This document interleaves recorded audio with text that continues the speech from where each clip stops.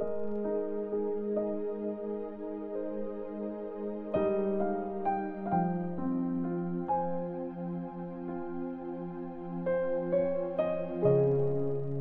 Corinthians chapter 2.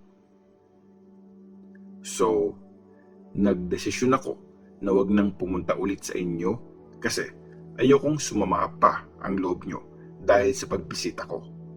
Kasi kung masasaktan kayo dahil sa akin, sino pang magpapasaya sa akin kundi yung mismong mga nasaktan ko? Kaya ganun ang naging sulat ko sa inyo noon kasi ayokong masaktan ako ng mga taong dapat nagpapasaya sa akin. Alam ko namang pag masaya ako, masaya rin kayong lahat. Ang bigat-bigat ng puso ko at sobrang lungkot ko nung sinulatan ko kayo. Iyak ako ng iyak noon. Ginawa ko yun hindi para sumama ang loob nyo, kundi para ma-feel nyo kung gaano ko kayo kamahal. Patawarin ang nagkasala. Ngayon, kung may nakasakit sa isang tao, hindi ako ang sinaktan niya. Hindi sa pinapalaki ko ang issue na to. Pero actually, kayong lahat ang nasaktan niya. Tama na yung parusa na binigay sa kanya ng marami sa inyo. Ngayon, dapat niyo na siyang patawarin at i-encourage para hindi siya ma-depress at totally sumuko. So, please, iparamdam niyo sa kanya na mahal niyo talaga siya. Kaya ko sinulat ang letter na yon para itest kayo at para malaman kung lagi kayong ready na sundin ang lahat ng mga bilin ko. Pag pinapatawad niyo yung mga nagkakasala, pinapatawad ko rin sila. Yung pinatawad ko, kung meron nga akong dapat patawarin, pinatawad ko na yon sa harap ni Christ para sa inyo.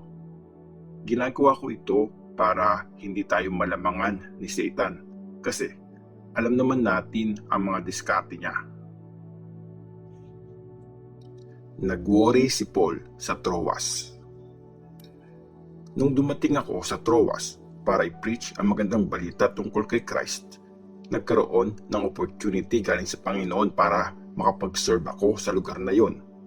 Pero sobrang nag-alala ako nung hindi ko makita doon ang kapatid nating si Titus. Kaya nagpaalam ako sa mga tao doon at tumuloy na ako sa Macedonia.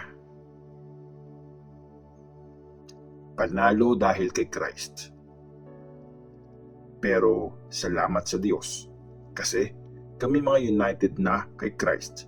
Lagi niya kaming sinasama sa parada ng mga nanalo at ginagamit niya kami para mas lalo pang kumalat na parang pabango ang pagkakilala sa Kanya sa lahat ng lugar.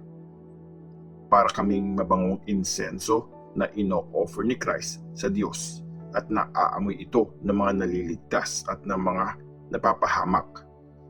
Sa mga napapahamak, sobrang nakakamatay ang amoy na yon.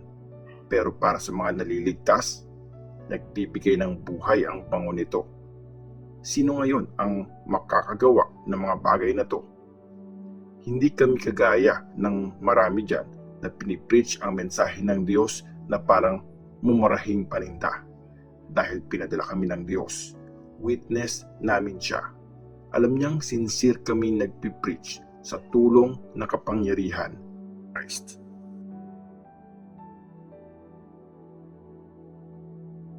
Second Corinthians chapter 3. Mga lingkod ng bagong kasunduan.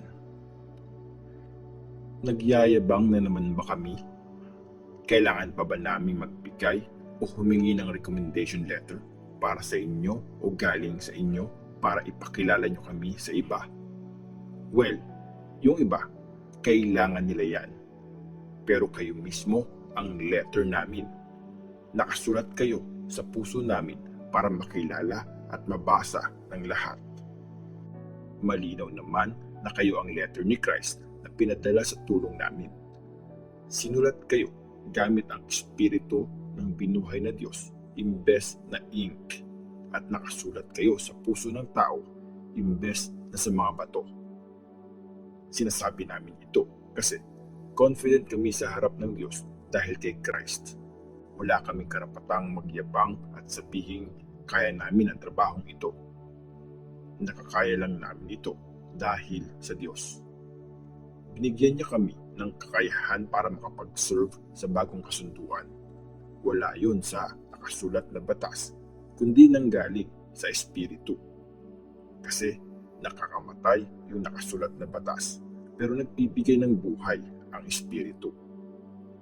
Inukit sa mga bato ang mga letters ng law at nagliwanag ang kaluwalhatian ng Diyos nung binigay niya yon. Kahit na kumukupas yung liwanag sa mukha ni Moses, nakakasilaw pa rin yun. Kaya hindi siya matitigan ng mga Israelites.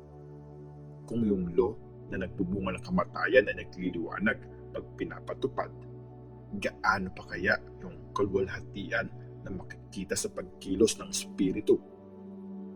Kung may kaluwalhatian ng sistemang nagdadala ng kamatayan, gaano pa kaya yung nagbibigay ng kaligtasan? Dahil dito, pwede nating sabihin na dahil sa sobrang kaluwalhatian na nakikita natin ngayon, na wala na yung nagliliwanag na kaluwalhatian ng dati. Kung may kaluwalhatian yung bagay na kumupas na, gaano pa kaya ang kaluwalhatian ng bagay na walang hanggan?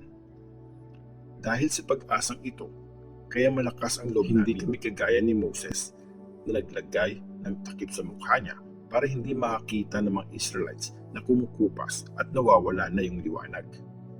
Matigas ang ulo ng mga Israelites at hanggang ngayon may nakatakip pa rin sa isip nila pag binabasa nila ang libro ng lumang kasunduan. Natatanggal lang ang takip pag nakipag-isa na ang isang tao kay Christ. Hanggang ngayon, pag binabasa nila ang law ni Moses, may nakatakip pa rin sa isip nila. Pero pwedeng tanggalin yon, gaya ng sinasabi sa scripture tungkol kay Moses.